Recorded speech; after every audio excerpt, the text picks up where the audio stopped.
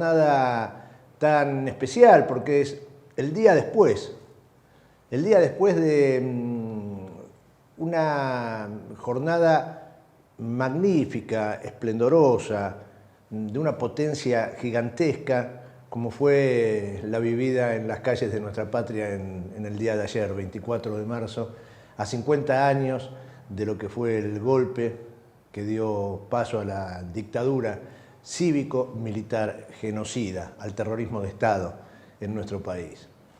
Y digo jornada esplendorosa, imponente, una jornada histórica.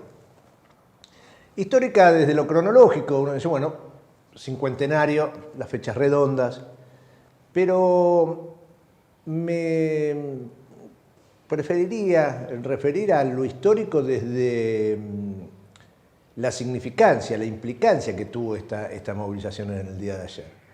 Cuando parecía ser que nuestra sociedad estaba aletargada, cuando parecía ser que nada era posible, cuando parecía ser que el avance de las teorías liberales, del sálvese quien pueda, del aval a ciertas prácticas de lo que fue el terrorismo de Estado, cuando parecía que todo eso estaba consolidado y cuando parecía que el liberalismo argentino, los sectores oligárquicos, habían logrado quebrar, habían logrado partir ese gran acuerdo, ese gran consenso que construyó nuestra sociedad, que construimos como sociedad a lo largo de estos 50 años, quizás el acuerdo más vigoroso que jamás se haya construido en la Argentina respecto de una idea. Esa idea fuerza que es el nunca más.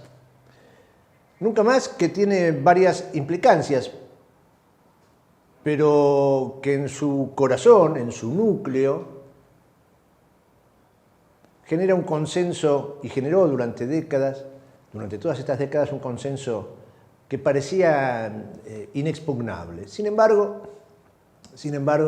la llegada de Javier Milei a la presidencia, con el impulso de sectores juveniles, a los cuales parecía quedarles lejano aquel concepto de nunca más, aquel pacto, ese acuerdo que nuestra sociedad construyó, y parecía que desde esa batalla cultural, desde el lado desde el cual libra la batalla cultural, todos libramos la batalla cultural, pero desde el lado desde el cual libra la batalla cultural la derecha argentina, la oligarquía, los sectores oligárquicos, con ese mascarón de proa que es Javier Milei, parecía que habían logrado meter una cuña con esto de la memoria completa. Y claro, en medio de la destrucción de la economía, en medio de la destrucción social, en medio de tantos sinsabores, en medio de tanto dolor que se está desparramando entre nuestro pueblo, uno también empieza a perder alguna memoria histórica, porque claro, pasan tan rápido las cosas y uno mismo suele caer en este error, en esta equivocación de creer que esos consensos son fácilmente vulnerables. Y por ejemplo, uno llegó a olvidar o a minorar el recuerdo de lo que fue la reacción popular, la reacción social en la Argentina, cuando ya Mauricio Macri intentó durante su gobierno avanzar sobre ese pacto de convivencia que nuestra sociedad construyó, cuando desde el Partido Judicial quisieron instalar la doctrina del 2x1, en un caso que luego iba a ser tomado como testigo, caso testigo, para poder avanzar en la liberación de los genocidas, del resto de los genocidas. Y la reacción fue contundente en aquel 2017, cuando todavía Mauricio Macri era muy fuerte, ¿no? Y salió espontáneamente nuestro pueblo a la calle a decir, no, con esto no, dijimos nunca más. Y el poder tuvo que retroceder en chancletas, el Partido Judicial, el poder político, el poder económico, tuvo que retroceder en chancletas y forzar a los diputados para que pudiesen sacar leyes que pusieran límite a esa intentona y se logró frenar. Y no pasó tanto tiempo de eso. La verdad es que no pasó tanto tiempo de eso. Pero parecía, en medio de todas las cosas que nos han sucedido, que esta vez sí. Y resulta que ayer se concretó esa jornada histórica donde nuestra sociedad, nuestro pueblo volvió a decir, no, dijimos nunca más.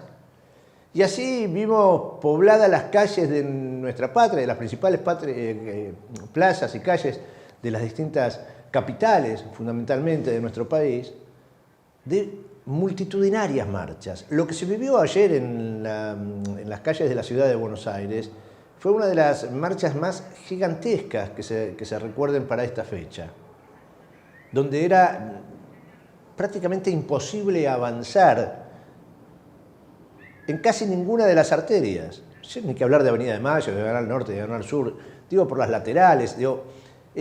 Francamente, ayer fue conmovedor. Fue conmovedor ver una vez más la comunión intergeneracional que se registra en estos momentos y ver a las criaturas en brazos de sus padres, de sus madres, apenas dando sus primeros pasos y ya con pañuelos, con remeras. Tati Almeida se refería luego a esta situación en algún momento, diciendo, bueno, ya está, nosotras estamos en silla de ruedas, con bastones, pero las madres, las locas de la plaza siguen de pie porque ya está hecha, está garantida la continuidad. Y uno veía las columnas de los estudiantes secundarios y no podía menos que emocionarse, aquellos que venimos de una larga historia en esto que tiene que ver con la memoria, la verdad y la justicia, que fuimos contemporáneos del horror en la Argentina.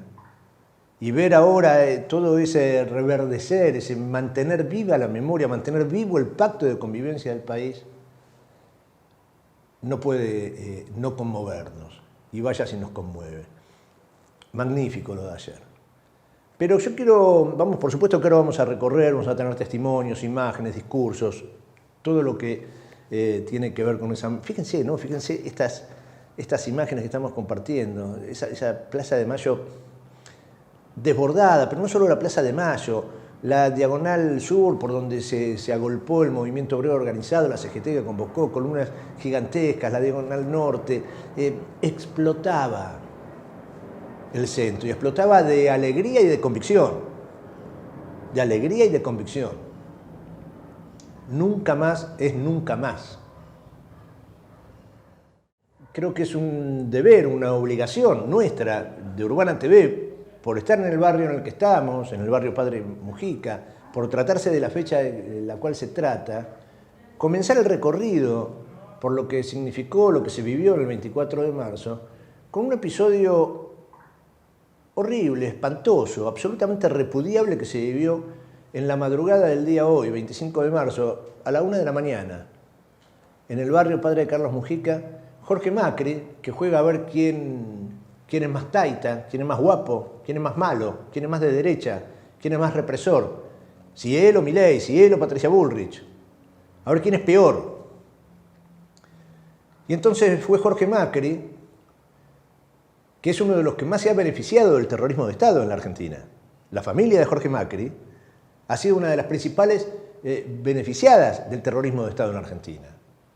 Ese terrorismo de Estado que, como tantas veces decimos, se expresó en ese golpe cívico-militar para consolidar un modelo económico y que implicó al grupo Macri, por ejemplo, pasar de 7 empresas que tenía en 1976 a 47, 48 empresas al término de la dictadura.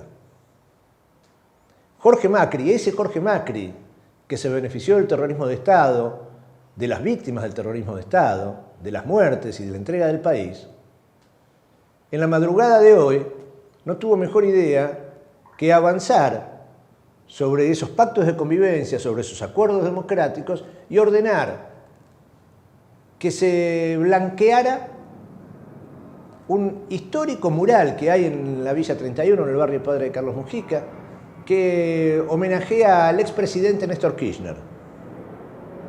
Y lo pongo en ese lugar, al expresidente Néstor Kirchner. una esquina muy simbólica sobre la avenida Perete, en diagonal a donde está el Ministerio de Educación de la ciudad, un gran mural que ya lleva 5 o 6 años, tiene 5 o 6 años de existencia, donde se realizan múltiples actividades y que en la madrugada de este día, 25 de marzo, a la 1 de la mañana, fue abordado por varios policías con sus fusiles cargados, con 3 patrulleros custodiando a un grupo de personas para que blanquearan y borraran la imagen del expresidente Néstor Kirchner. Fíjense lo que pasó acá en el barrio Padre Carlos Mujica en esta madrugada. Mirá cómo borraron toda la pared. 9 policías de la ciudad de Buenos Aires cuidando cómo borran el muro de Néstor Kirchner, que estuvo más de 7 años, 10 años. Acá hay un reconocimiento al submarino Ara San Juan. No entiendo por qué vienen a esta hora. Esta Evita que fue donada al barrio, y acá está el policía y dice, ¿cuál es el problema? ¿Cómo cuál es el problema? Hoy se cumple 50 años y ustedes vienen a la noche La verdad que es una falta de respeto, es una falta de respeto. Che, vamos a borrarle todo. No es así. Acá cada uno puede pensar de lo que quiera. Me acaba de decir que hoy es 25, porque hoy es 25 podemos hacer lo que se le canta. Pintar. Yo digo, él tiene su identidad política, yo tengo mi identidad política, entonces no por eso ellos tienen que venir acá a borrar algo que ya estaba. Esto ya estaba. Pero lo que no puede pasar es que vos me impongas a mí como yo tengo que pensar. Y ahora tenemos que tener cuidado, miedo, porque esta gente, bueno, se le ocurre un día para otro borrar todo. Quieren borrar todo. Van a tirar el mástil, van a sacar a Evita. Entonces, ¿cómo es esto?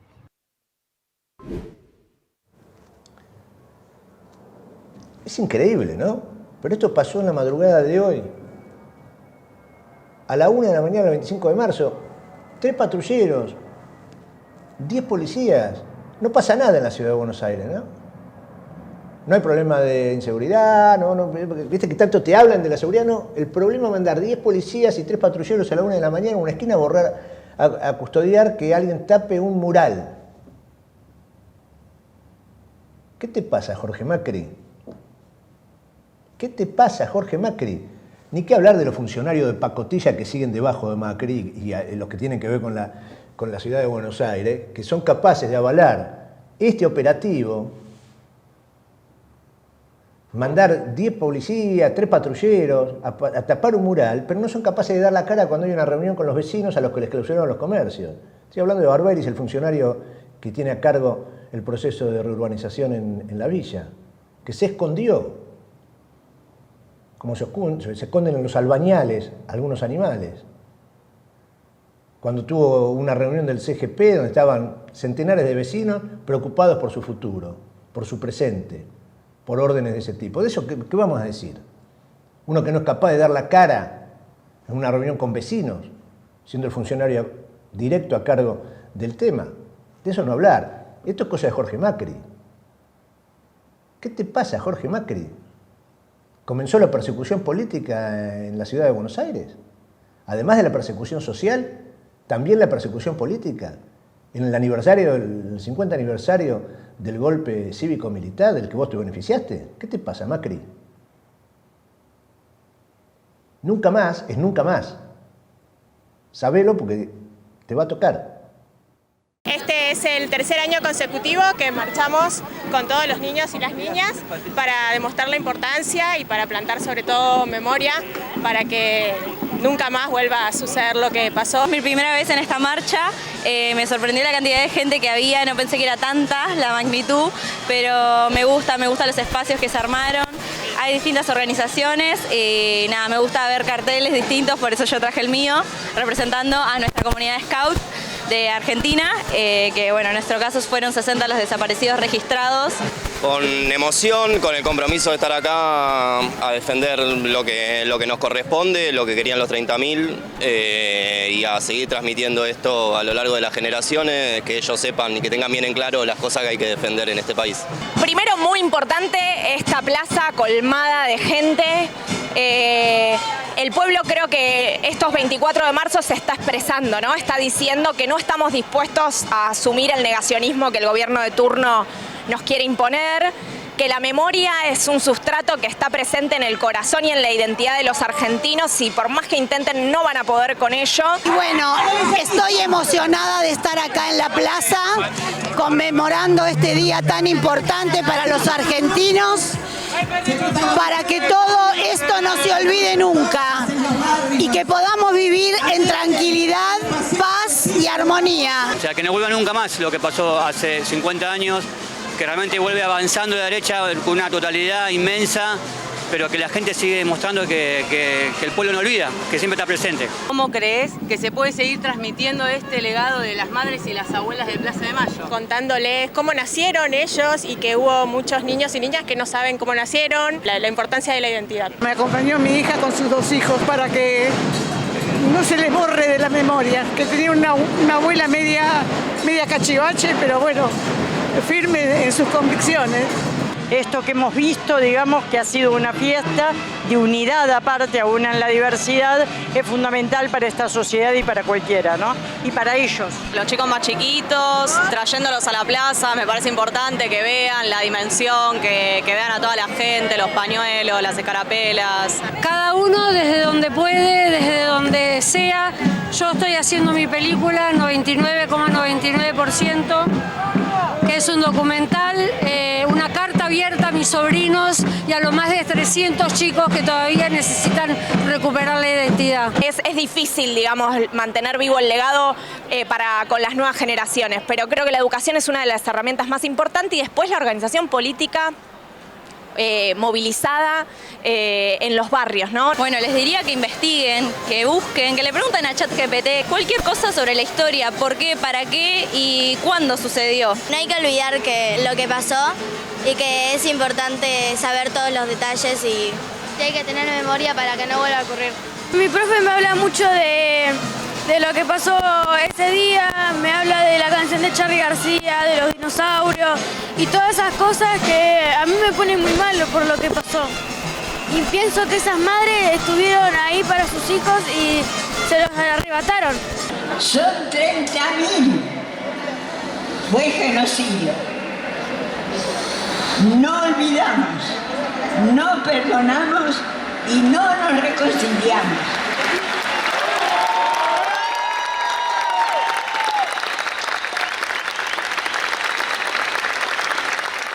En el barrio de Caballito se realizó una movilización muy importante en cuanto al contenido, una movilización, una marcha en realidad, pequeña en cuanto a su número, pero gigante en cuanto a su simbolismo y en lo que despertó en los transeúntes.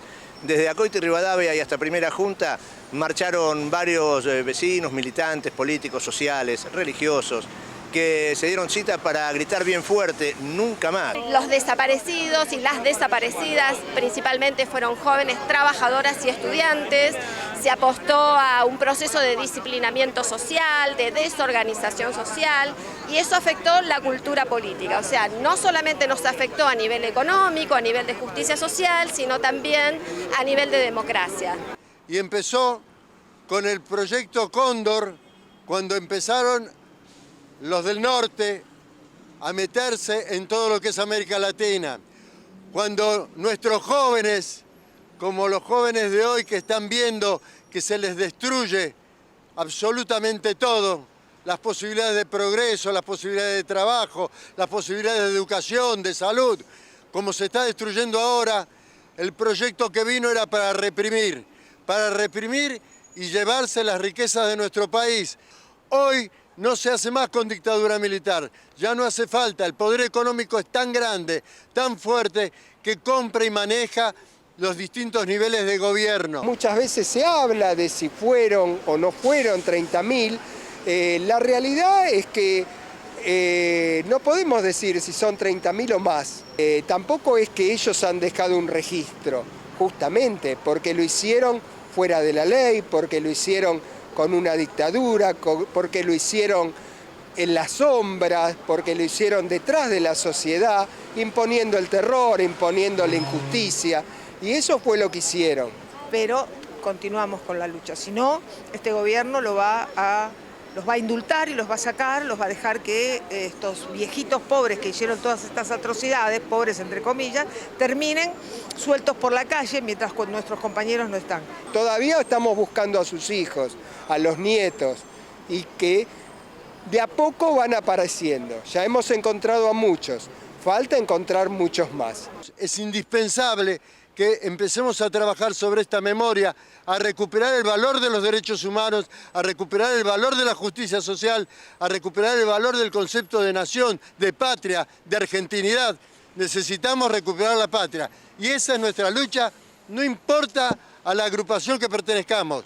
La lucha es recuperar la patria.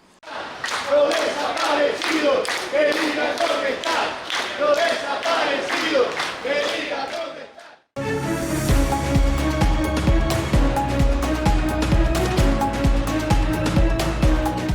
Le señalaba lo que está pasando en la ciudad de Buenos Aires y en el barrio, en particular en el barrio Padre Mujica. Este Mauricio Macri, que ha decidido endurecerse, hacerse el taita, el guapo con los pobres, con los excluidos, con los más damnificados por este sistema, y que en un acting, una sobreactuación de campaña para disputar ese lugar de hombre duro de la derecha, para congraciarse con los sectores concentrados y con ese sentido común que se ha expandido en el mundo contra los migrantes, contra las migraciones, ¿no? Los migrantes son los causantes de todos los males de los habitantes de determinado lugar, no el sistema político y económico imperante en el mundo y en la mayoría de los países. No, ese no es el problema. El problema es que son los migrantes que vienen a sacarme lo que es mío, las tierras, lo que fuera.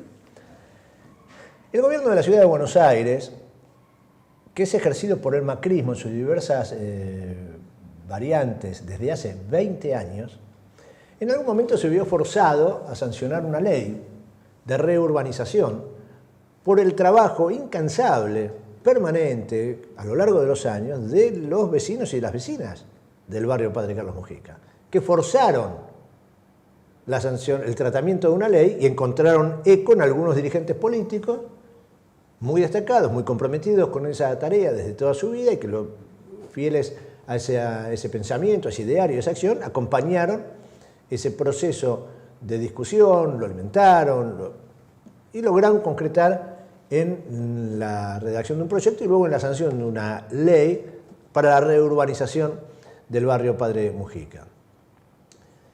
Bueno, por supuesto que se hizo mal. El gobierno de la ciudad de Buenos Aires gastó cerca de 400 millones de dólares y esa plata no aparece en el barrio, no está en el barrio. Que por supuesto tiene muchísimas mejoras respecto de lo que era antes de la sanción de la ley que impulsaron los vecinos de este barrio. Que no fue una concesión graciosa de nadie.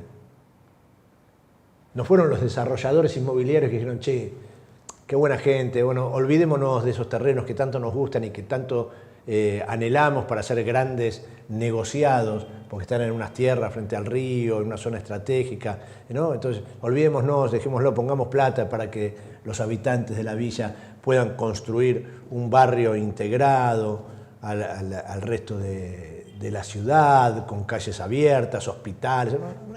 No pasó eso. La lucha de los vecinos y de las vecinas, histórica lucha, en defensa de las tierras que ellos habitan, logró sancionar esa ley. Y el gobierno del macrismo, con Mauricio Macri, con Rodríguez Larreta fundamentalmente, luego y después con Jorge Macri, lo que hizo fue negocio.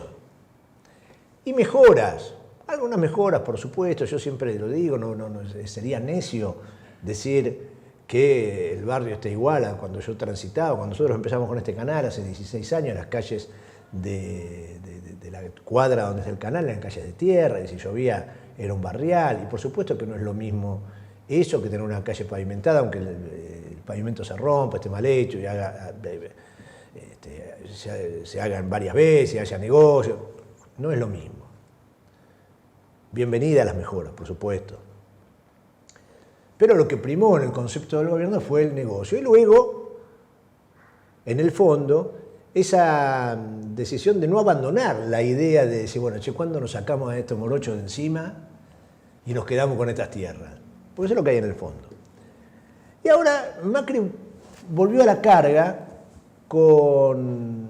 desde esta mirada, de decir, tengo que ser más duro que Patricia Bullrich, más duro que Javier Milei, y decidió agarrársela con los villeros y con las villeras. Primero se agarró con los vendedores ambulantes, después con los inmigrantes, con los cartoneros, las cartoneras, y bueno, ahora hace varios días que se la agarró con la Villa 31 en una campaña feroz.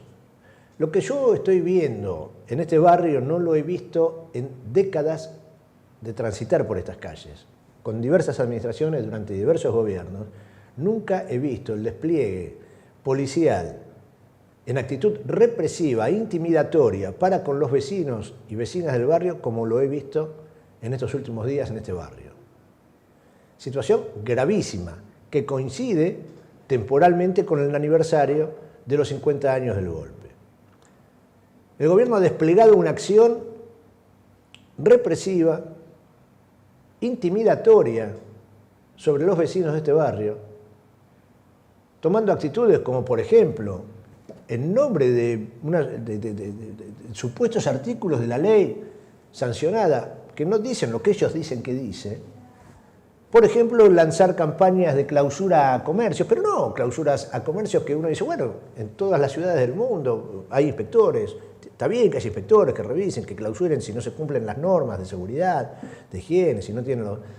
No, acá no solo hacían eso, sino que clausuraron los locales que nunca podrán estar habilitados en base a los requisitos que rigen para el resto de la ciudad. ¿Por qué? Bueno, porque el gobierno no hace lo que tiene que hacer, no hace los trámites, no facilitó, o sea, imposible. Pero no solo hicieron eso, sino que entraron a las casas donde están esos comercios y les secuestraron, o a los comercios si no eran también casas de familia, y les secuestraron la mercadería, cosa que no pasa en ningún lugar de la ciudad. Bueno, acá sí pasa.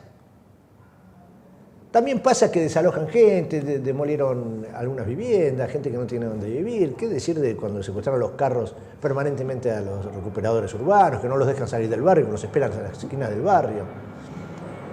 En las últimas horas, ayer les contábamos lo que hizo Jorge Macri y sus funcionarios, pero en definitiva lo hace Jorge Macri, que manda a tapar un mural histórico de este barrio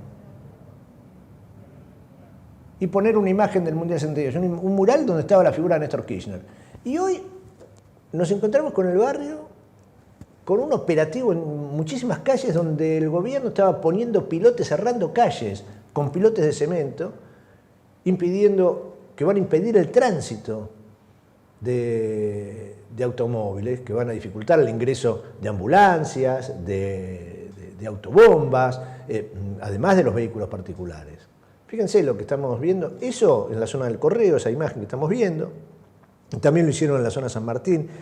Yo hice una breve recorrida hoy a la mañana, caminé desde Retiro hasta la zona del Ministerio de Educación y le voy a mostrar y voy a compartir lo que observé en esa recorrida. Dale. Bueno, estamos en el acceso a uno de los accesos del barrio Padre Carlos Mujica, lo que es el sector San Martín. Hoy en el barrio hubo muchísimas intervenciones de bloqueo de calles en la zona del Correo. Lo vamos a mostrar, eso está pasando al lado de la terminal de ómnibus. Fíjense el despliegue policial, porque es verdaderamente llamativo. Para la colocación han colocado estos pilotes que evitan el ingreso y el egreso de automóviles, pero hay un despliegue policial verdaderamente inusitado para custodiar esto, a la par de la presencia de personal del gobierno de la ciudad, ¿no? retirando también puestos de comida, puestos de venta ambulante. En otro de los sectores del barrio, esto es el ingreso al sector Güemes, un operativo de tránsito con varias motos levantadas, pero lo llamativo verdaderamente es otra vez más el despliegue policial. Fíjense ustedes lo que es el despliegue de policía. El barrio Padre Mujica parece estar militarizado. En cada uno de sus accesos, fuerzas de policía fuertemente pertrechadas, una cosa verdaderamente llamativa en lo que es el ingreso al sector Güemes, en las calles Perete y Ulla. Pero miren, les voy a mostrar otro tema. Flechabús, que está ubicado en uno de los sectores del barrio Padre Mujica, que está en el ingreso, en el límite entre el sector Güemes y lindante con el barrio de Inmigrantes, tiene aquí su terminal. Trabaja muchísima gente, mucha de ellas también del barrio, pero lo curioso es que mientras el gobierno de la ciudad clausura locales en el barrio, dentro del barrio Padre Mujica, esta empresa que no tiene habilitación, que no cuenta con habilitación y que es un foco contaminante impactante porque ha contaminado todas las napas de agua del barrio lindero, sector Inmigrantes, esta empresa jamás ha recibido una clausura. Doble vara, complicidades, ¿de qué se trata? En otro de los sectores del barrio, en el sector donde está la cancha Güemes, a unos metros de la sede imponente del Ministerio de Educación de la ciudad de Buenos Aires, se encuentra en esta esquina muy simbólica del barrio, hasta hace unas horas, hay detrás de estas figuras que están siendo pintadas desde la madrugada del 25 de marzo a la 1 de la mañana con un despliegue policial imponente, custodiado por la policía. Bueno, el gobierno de la ciudad de Buenos Aires decidió tapar el mural que homenajeaba al expresidente Néstor Kirchner y pintar una vez más, utilizar el fútbol y los mundiales como forma de tapar la historia. En este sector lo que se observaba, donde están ahora las estrellas, ahí arriba la imagen de María Eva Duarte de Perón, Evita, y que fue arrancada y tirada a la basura y rescatada desde allí por los vecinos del barrio. La ofensiva del gobierno de la ciudad, de las provocaciones del gobierno de la ciudad son constantes, permanentes, se viven jornadas de mucha tensión en el barrio Padre Mujica. La tensión, la expectativa, la preocupación en el barrio es gigantesca. Circulan videos acá, allá, los vecinos intentan hablar con alguien. Fíjense, por supuesto que esto no está avalado y respaldado por ningún artículo de la ley. Acá hay una maniobra realmente muy preocupante porque terminan cercando, limitando la posibilidad de circulación en el barrio. Han cerrado arterias muy importantes que tienen que ver con el ingreso y el egreso del barrio, sectores donde, por ejemplo, no van a poder salir los carros de cartoneros, pero donde se va a hacer muy difícil el ingreso, insisto, para ambulancias o para autobombas. Porque veían ustedes el mural que vino a tapar la imagen del expresidente Néstor Kirchner, un ataque, ofensivo, para la memoria, para el compromiso militante, para el sentir de millones de personas, para el sentir de miles de los habitantes, la mayoría de los habitantes de este barrio, que les recuerdo, tanto al macrismo, quizás no se lo tenga que recordar porque lo siente, pero a quienes no lo conocen el tema, sepan que en el barrio Padre Carlos Mujica no hubo una sola elección en la cual el peronismo perdiera. Nunca. Es mentira que ganó Milei, no ganó Milei acá. Es mentira que haya ganado Macri alguna vez, no ganó nunca Macri. Ni Macri Mauricio, ni Macri Jorge, ni Macri Rodríguez Larreta. Nunca ganaron. Siempre ganó el peronismo. Siempre. Por eso sienten de qué se trata. Y por eso el ataque. Pero lo curioso es que deciden tapar el mural de Néstor Kirchner con un mural alusivo a los mundiales, a la gloria eterna. No sé si por ahí tenemos a mano las imágenes que ya pasamos para ilustrar lo que estoy diciendo. Por supuesto que esas imágenes se pintan en el paredón del fondo de donde funciona Flechabús, eso que les mostraba en el video, que es esa empresa que no está habilitada y que sin embargo funciona ahí. A esa no la clausuran, ni la inspeccionan. Eso dale que va. Y en el paredón de esa empresa entonces se borra la imagen de Néstor Kirchner y se pone una imagen del Mundial, coronados de gloria, la imagen de Mario Alberto Kempes, de Lionel Messi, de Dieguito Maradona, ¿sí? Abrazados a la copa, los tres, las tres estrellas, qué felices somos. Yo me tomo estos minutos para recordar cómo es el tema de la utilización política para los peores fines, para los más nefastos, a lo largo de la historia y a lo largo de nuestra historia. Por supuesto que este es un país donde el fútbol es una pasión. Yo soy un apasionado del fútbol. Me olvido de todo. Cuando se juega mi equipo, juega Estudiantes, sobre todo, me apasiono. Pero después me tomo un tiempo para intentar reflexionar. Y hago el esfuerzo de pensar, che, ¿no me estarán queriendo utilizar con esto?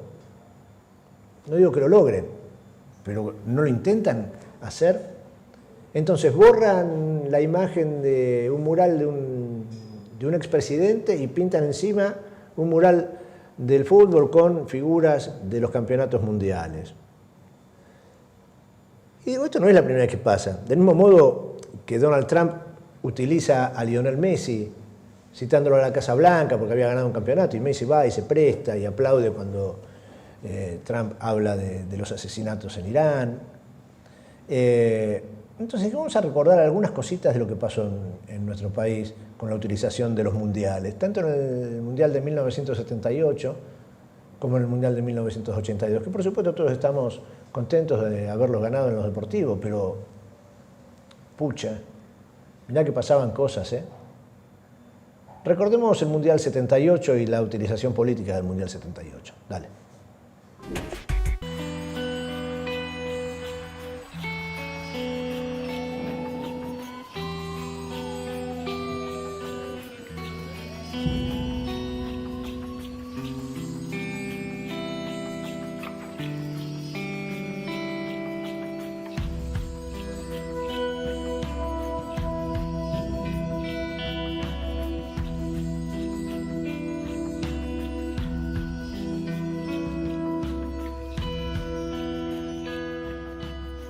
En el Mundial del 78, el Papa de Roma envió su bendición y en la ceremonia inaugural, el general Videla, dictador supremo, condecoró a Abelange, que en aquel tiempo era el dictador supremo del fútbol mundial. A unos pasos de ahí estaba en pleno funcionamiento el Auschwitz argentino, centro de tormento y exterminio de la Escuela de Mecánicos de la Armada. Y algunos kilómetros más allá, los aviones arrojaban a los prisioneros vivos, atados y dopados al fondo del mar para que se los comieran los tiburones. Eso no impidió que el presidente de la FIFA declarara: por fin el mundo puede ver la verdadera imagen de la Argentina. Y para que ante las cámaras de televisión el inefable Henry Kissinger, invitado especial, anunciara: este país tiene un gran futuro a todo nivel. Y lo más grave fue lo del capitán del equipo alemán, Berti Vogts, que dio la patada inicial del torneo y unos días después declaró: Argentina es un país donde reina el orden. Yo no he visto a ningún preso político. Bueno, o este Fox estaba ciego o no se había tomado la molestia, porque los presos políticos estaban a poquitas cuadras, ahí nomás. Poquitas cuadras del Estadio Monumental, donde estaba la gran cámara de torturas del país y el principal matadero humano.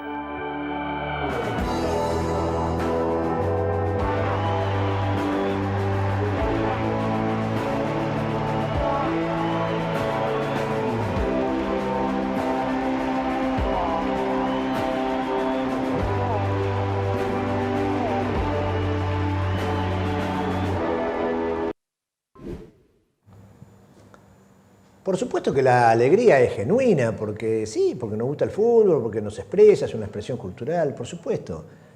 Eso no está en duda. hasta los propios detenidos, y muchos de ellos luego desaparecidos, asesinados, asesinadas, cuentan los sobrevivientes que escuchaban en los días de partido, de alguna radio, querían saber cómo le iba a la selección. O sea, eso pasa.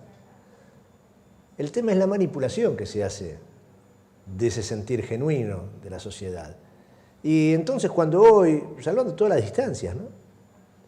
Esto que vimos en el Mundial 78, luego lo podríamos aplicar y replicar con lo que pasó durante la dictadura genocida en el año 1982, cuando en plena guerra de Malvinas, Argentina disputaba el Mundial en España, como si nada, como si nada.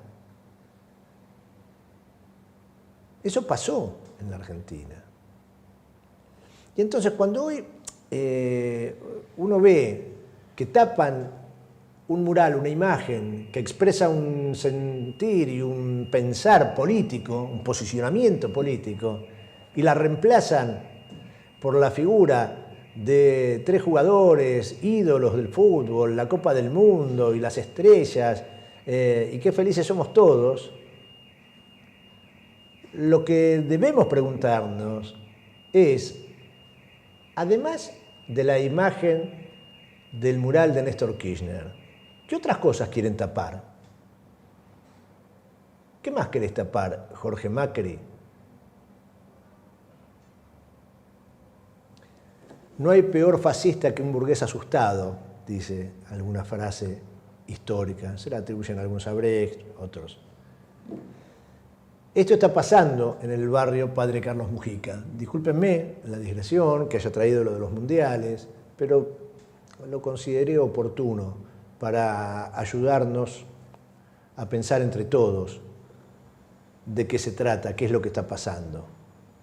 Sobre todo cuando hoy me entero, después de esto, que en la propia Casa Rosada, en la propia Casa de Gobierno, como si fuera una casualidad u obra del destino, el presidente Milei decide reemplazar un cuadro, una obra pictórica de las que existen en la Casa Rosada, que es esta que vemos en imagen,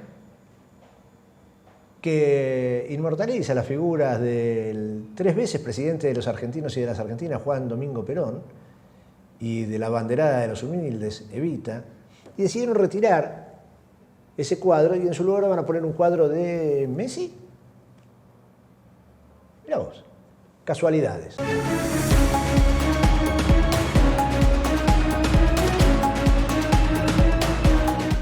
Estalló en los principales portales de noticias una información verdaderamente destacada. ¿Cuál es? Bueno, la justicia de los Estados Unidos falló a favor de la Argentina y dejó sin efecto el accionar la demanda de los fondos Woodford en el caso YPF.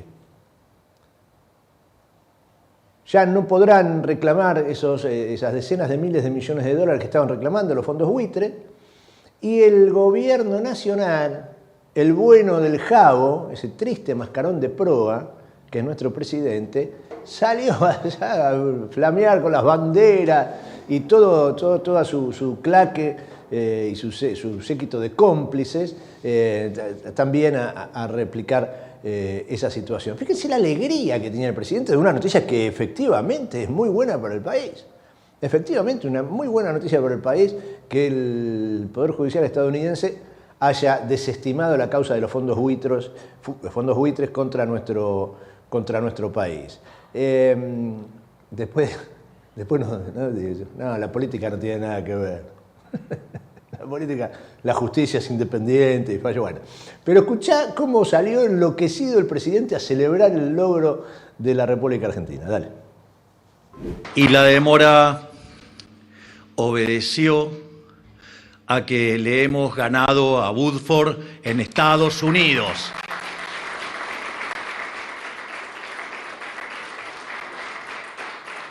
Gracias a la gestión de Horacio en YPF y todo el equipo de abogados, digamos en especial a la Procuración, hemos logrado que Argentina tenga que evitar el pago de 18.000 millones de dólares.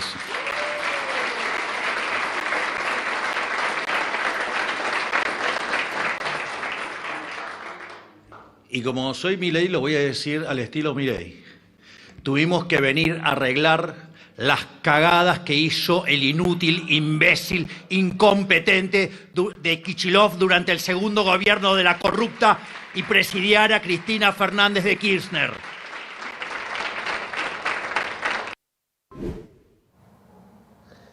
Ese ignorante que habla y que ocupa por decisión soberana de nuestro pueblo el sillón presidencial, ese ignorante que habla ahí, además de provocador, agresivo, y toda esa claque es justamente eso que acaban de ver en el final del video, ¿no?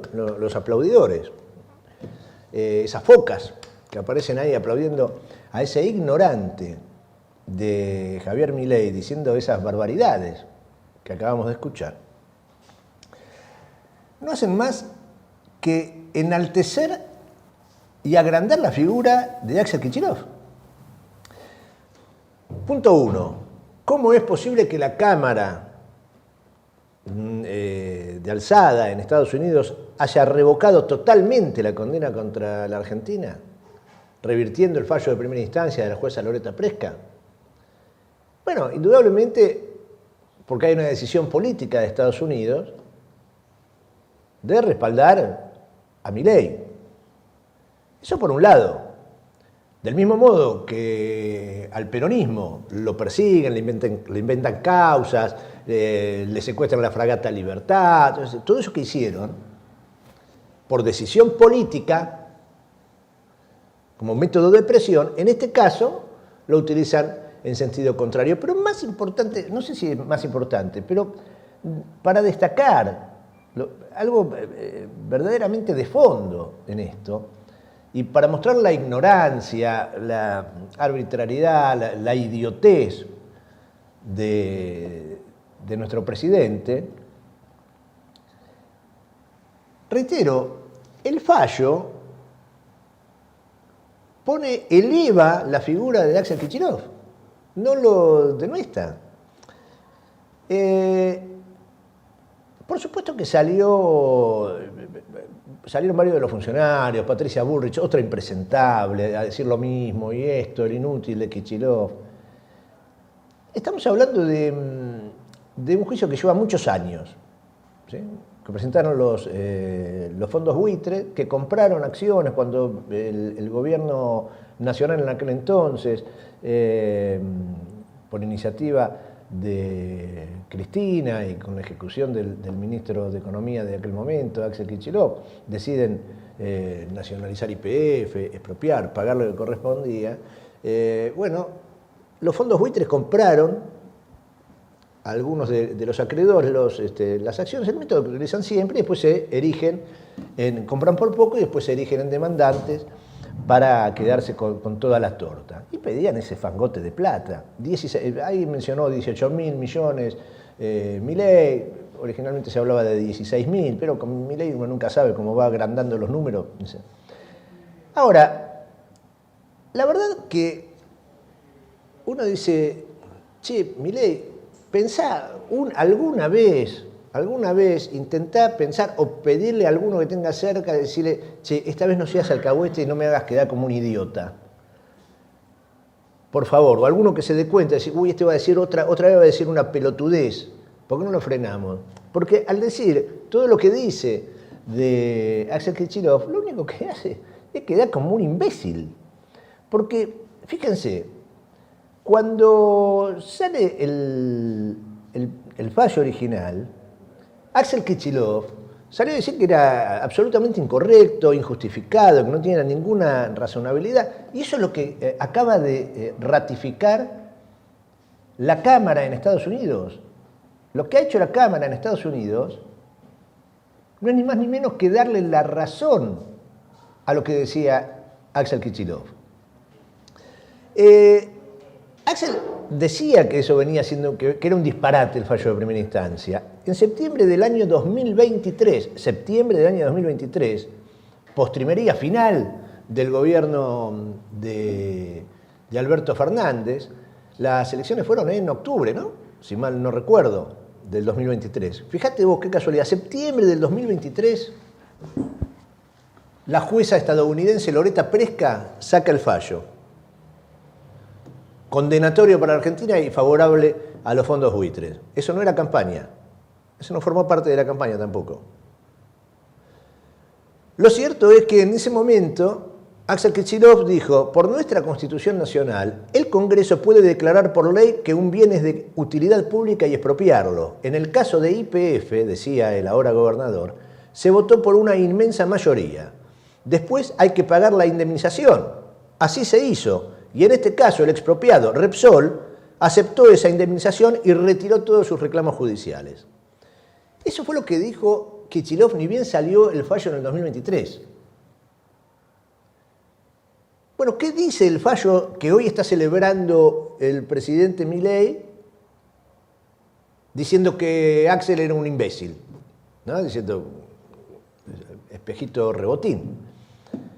El fallo dice, aún suponiendo que los estatutos sociales hubieran establecido un contrato bilateral, las reclamaciones por incumplimiento de contrato y daños y perjuicios presentadas por los demandantes quedan excluidas por la legislación de derecho público de la República que regula la expropiación. O sea, alguien que le diga a ese imbécil que se siente en el sillón de Rivadavia, que alguna vez trate de decir algo coherente, después que siga con las agresiones, que le diga a Kicillof todo lo que quiera, al momento que yo digo que pues realmente lo que dijo es una imbecilidad, por eso le digo imbécil. En este caso lo que dijo Milei, como en tantas otras, pero en este caso es muy claro, ni siquiera leyó el fallo. Vale señalar, estuvo bien la Argentina en apelar, en defender una política de Estado.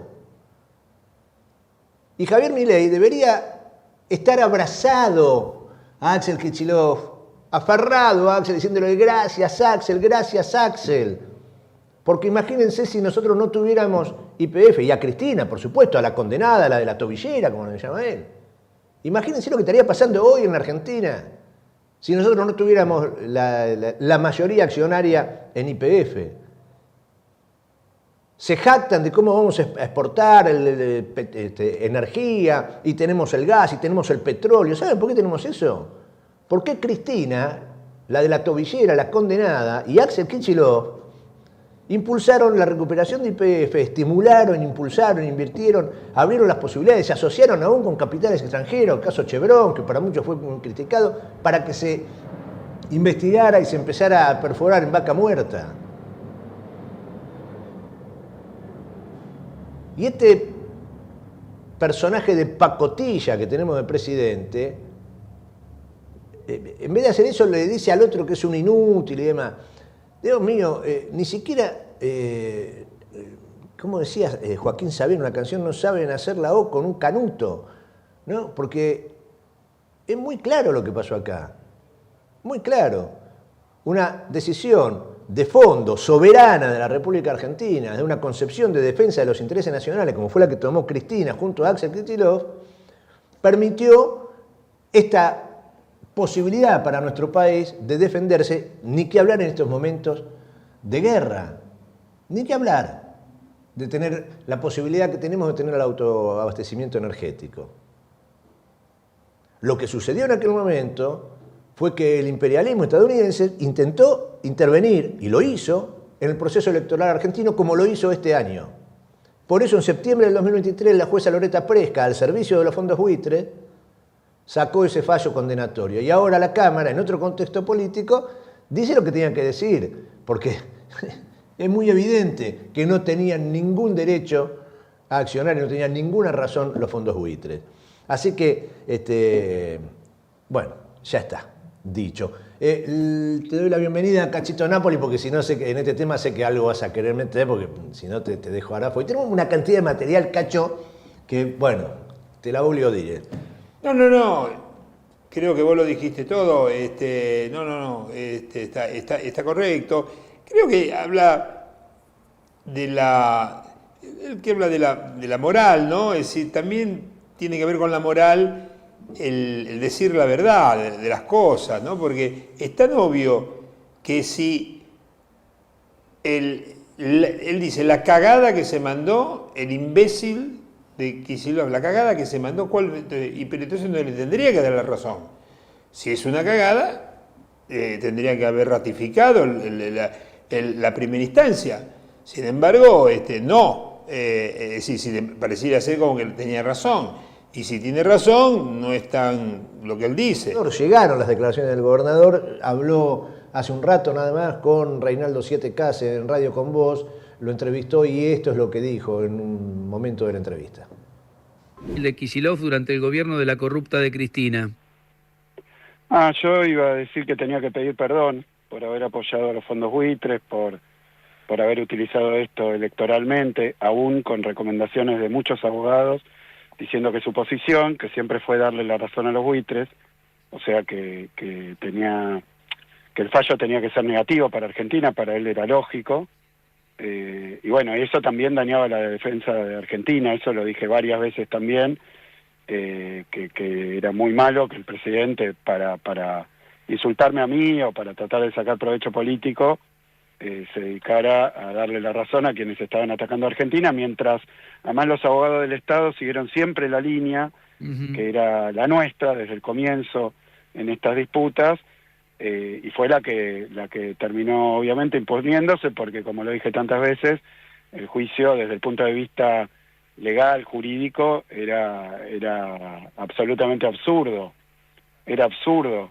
Me cansé de decir eso, porque es la realidad, el juicio, el reclamo era absurdo, desde el punto de vista jurídico, por supuesto que es el mismo tribunal también que falló a favor de los fondos buitres con el tema de la reestructuración de la deuda. Entonces la rareza era que un presidente argentino, y bueno, la derecha, buena parte de la oposición, siempre le dio la razón a los buitres. En este caso creo que lo primero que hay que decir es felicitaciones para todos los que creen en la soberanía nacional, felicitaciones para Argentina, porque esto era una intromisión en la... Bien clarito, bien contundente. Eso es lo que pasó. Lo que dice Axel es lo que pasó. El Toto Caputo ayer tuvo una incursión televisiva. Vamos a compartir algunos cortes de las barbaridades que dijo. Hay que hacer un gran esfuerzo para no sulfurarse, ¿no? Pero vinculado al tema del desempleo, por primera vez, diría yo, el ministro de Economía hace un reconocimiento al crecimiento del desempleo. Lo decía así.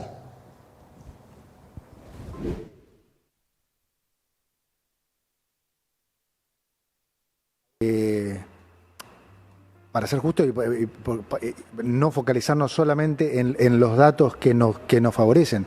O sea, el dato de la suba del desempleo es correcto, o sea, subió un punto.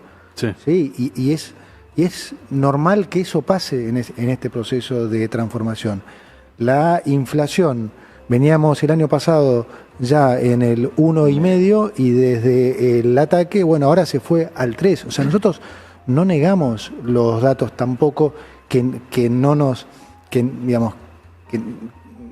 juegan a favor. Sí. O sea, pero justamente eso es lo que decimos. Miremos los datos. Entonces, está por un lado el desempleo, está por otro lado la inflación y está por otro lado el consumo, el nivel de actividad, las exportaciones, todo eso está en niveles récord. Entonces,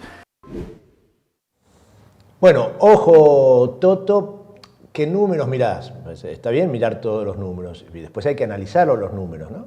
Cuando decía, ahora vamos a hablar, lo mencionábamos ayer, hacíamos el desagregado de ese aumento de consumo del cual habla el Toto Caputo y veíamos qué sectores habían aumentado el consumo. Pero interesante, y digo, ojo con qué números usar, porque ayer veíamos también la manipulación de los datos que hace esta gente de manera ya grosera, grotesca, muy burda, chabacana, porque lo que hizo Sturzenegger de borrar una línea en un gráfico estadístico, ya está en el fondo del tacho. El tipo está en el fondo del tacho. O sea, ya, si haces eso, pones un gráfico, encima lo analizás mal, y le sacás una línea para mostrar que las cosas, bueno, ya está en el fondo.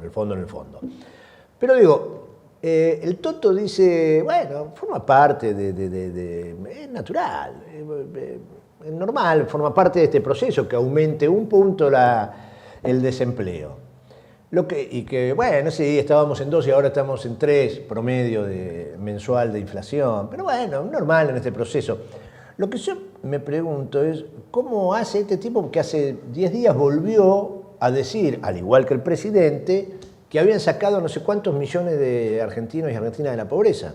Habían empezado en diciembre, cuando asumí, en enero, los primeros meses del 2024, diciendo que habían sacado a 8 millones de personas de la pobreza y terminaron en las últimas declaraciones hablando de 15, 16 millones de personas de la pobreza. Es raro sacar a tanta gente de la pobreza si sube la inflación y aumenta el desempleo. Pero bueno, como suele decir nuestro compañero el Tano Seminara, ese brillante analista, quizás no le falte razón. Ellos dicen que la sacan de la pobreza, no te aclaran a dónde la mandaron, ¿no? O sea que el Tano siempre dice, bueno, la mandaron a la indigencia. Es sacarla de la pobreza, al fin y al cabo. Ahí decía, ¿no? Aumentó la actividad, las exportaciones están a niveles récord. Pero después siguió hablando. Primero va a un programa de televisión con algunos personajes que son tan increíbles, bueno. Pero ahí estaba. Lo importante es escuchar lo que dijo Caputo y los otros integrantes del equipo económico. Fíjense, pues esta gente, escuchen con atención, porque estos son los que toman las decisiones. Entonces, prestá la atención para ver cómo están pensando el país, qué creen que es lo que te pasa a vos y a tu familia, qué creen que es lo que le pasa a ¿cuál es el porcentaje, Cacho? 71% de gente que decía que su situación era mala y que el desempleo era una gran preocupación. Bueno, fíjate lo que dice el Toto Caputo y los otros secuaces de la banda. Dale. ¿En qué beneficia eso al consumidor de a pie? En eso, en que ahora, fíjate que eso pasa con prácticamente todos los productos, desde textil, electrodomésticos, autos, digamos, lo que se te ocurra hoy es mucho más accesible que antes, además de que empezaste a tener crédito para comprarlos, ¿no? O sea, la industria automotriz es el ejemplo claro, hay mucha más variedad de autos, mucho más baratos y encima tienen crédito. Hay uno que lo puso en el chat, que se compró una tele de 65 pulgadas, 9 cuotas, gracias a la estabilidad macro y que hay crédito. Y también eso te da la pauta de que cambió el consumo, es algo que Marto siempre machaca. Cuando sale un dato de consumo masivo de que cayeron las ventas. Lógicamente, vos antes tenías una lógica de hiperinflación en la cual te quemaban los pesos, la gente sacaba los pesos de encima y los usaba para comer afuera, para comprar comida y estoquear. Mi vieja estuvo 1 año y medio con aceite de oliva metido en el armario, o sea, claro. Estuvo casi 2 años con aceite de oliva de sobra. Entonces ahora el que se compró la tele, bueno, saldrá menos a comer, hará otras cosas menos. El hijo de Juan. Sí. Contaba hoy. Es así. Vos hoy te quemaban los pesos y se compraba 200 pares de zapatillas, salía a comer todos los días. Hoy se compra un auto. Claro. Y hay una parte que no hay que olvidarse y no es menor, también se bajaron fuertemente todos los aranceles y se permitió la importación de bienes de capital. Y cuando vos ves la suba de importaciones, eso va a generar competitividad en la industria. Entonces, si sos un industrial o tenés una pyme o sos un chacarero que podés importar maquinaria usada, te va a generar competitividad, te va a aumentar productividad. Y claramente, si vos vendías, mi caso, vos vendías ropa interior, probablemente no se compren 600 pijamas porque prefieran comprarse un auto o una casa. Y la variable de consumo cambió. ¿Está bien? Porque hoy tenés acceso al crédito y si tenés acceso al crédito, vuelvo al mismo ejemplo, no preferís comprarte un cine en 18 cuotas, sino que probablemente quieras hacer una obra en tu casa, comprarte un auto o comprarte una moto. Es así.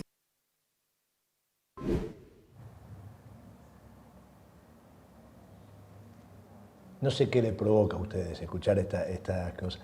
Pienso en la mamá de este funcionario, ¿no? Que se estoqueó con aceite de oliva, producto consumo claramente popular, el aceite de oliva. ¿no? La mamá de este chico se estoqueó en aceite de oliva. Y ahora prefiere... Claro, pero de verdad piensan eso, ¿no? Son unos cínicos, de verdad piensan eso, porque viven en un mundo que no es el de la mayoría de los habitantes de este país. Pero cuando te hablan de la casta, estos son de un núcleo muy favorecido. Dice, bueno, ahora se compran, antes compraban zapatillas, ahora se compran autos. Bajamos los aranceles, sí, de los autos que salen $100.000 bajaron los aranceles, no del auto más económico del mercado. Es muy irritativo. El ministro dice, no, nosotros miramos los datos. Bueno, se habrá salteado la página que habla del nivel de endeudamiento de los sectores populares en Argentina, de los sectores medios, medios bajos, de los sectores populares. Niveles de endeudamiento donde tarjeta de crédito, préstamos destinados a la compra de alimentos. Yo estoy haciendo un esfuerzo, los que no me siguen, estoy haciendo un esfuerzo, estoy hablando en este tono, calma, no quiero estallar porque la verdad es de un nivel de violencia. Es de un nivel de violencia lo que dicen estos hombres, muy alto, muy alto. Me violenta a mí que no estoy en el segmento de la sociedad que peor la pasa. Yo no soy de los que peor la pasan. Vivo muy cerca de muchos que son de los que peor la pasan y siento lo que tengo que sentir ante esa situación, ante la injusticia, como decía Evita, ¿no? Me subleva la injusticia. Que estos tipos te digan estas cosas es muy violento, realmente es muy violento, realmente es muy violento. Pero dijo más Caputo, se refirió a los empresarios, ¿no? Que pescaban en el zoológico, en el apecero, que cazaban en el zoológico. A escucharlo. Lumilagro, que dice, me abrís la ventana del zoológico para ver, entonces me voy a acomodar. Se terminó la época que podía cazar, bueno, a ver cómo nos acomodamos, ventas récord, exportaciones, hoy la gente puede comprar termo argentino, mucho más barato y de mejor calidad. Se empezaron a beneficiar los argentinos y la empresa demuestra que este modelo es eficiente. Claro. ¿Sí? Pero tenés que tener la reacción del empresario que está dispuesto a hacer eso. O como decía Guillo Dietrich, ¿cuáles fueron sus mejores años? Obviamente en la época de Massa podían importar a un tercio de lo que valía y vender con escasez de autos al precio que querían. Claro. Obviamente, mejor que eso, imposible. Ahora, vos le cambiaste las reglas de juego. Dietrich no dijo, no juego más. Dijo, perfecto, ahora competimos, se adapta también, ¿sí? Y que gane el mejor. Claro, y que gane el mejor. Y entonces el que ofrezca un mejor producto, un mejor precio. Sí. O puede pasar incluso dentro de una misma industria, la industria textil. Sí. Tenés tipos que andan llorando que les abriste y demás y que no pueden competir, y tenés otros, como uno que tengo acá al lado, que dice, yo puedo competir perfectamente.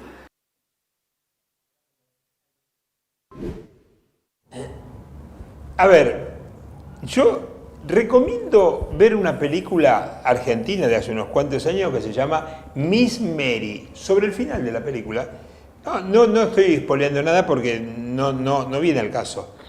Hay una señora que es una señora muy anciana y que vivió toda la vida encerrada, tuvo una institutriz que se llamaba Miss Mary y que le habló todo el tiempo en inglés, que ella prácticamente no sabía hablar, siendo argentina no sabía hablar español, y que vivía entre Buenos Aires y París. Entonces termina la película con que la mujer ya muy ancianita, la sacan por el balcón a mirar en una silla de rueda y ve pasar la gente gritando pero, era el 17 de octubre de 1945. Pide por favor que la entren y le dice a la mucama, ¿dónde estaba toda esta gente que yo nunca la había visto? ¿Son argentinos? Bueno, esto me lo traía a recuerdo, Melcíades. ¿Por qué? Porque en todo el discurso de estos muchachos nunca aparece ni roza los intereses de la gente. Vos fíjate que el tipo habla de Dietrich y de lo que le conviene a Dietrich, habla de Lumilagro y de lo que le conviene al importador, y dejan a todos los que no compran, a todos los que trabajan, a todos los que se ven perjudicados, y de lo único que habla es que, bueno, mirá Lumilagro, encima es así, y dice, vio que había que comprar y trajo y mentís, Caputo. Los Lumilagros no son argentinos. Lo que está importando son chinos, que aparte son berretísimos. Una empresa señera de la industria argentina que dejó de fabricar, echó al personal, y vos lo ponés como algo relevante para ser destacado, cuando tendría que ser repudiable. La primera que es repudiable es la política de él. ¿Cómo fue que dijo? Que gana el más mejor.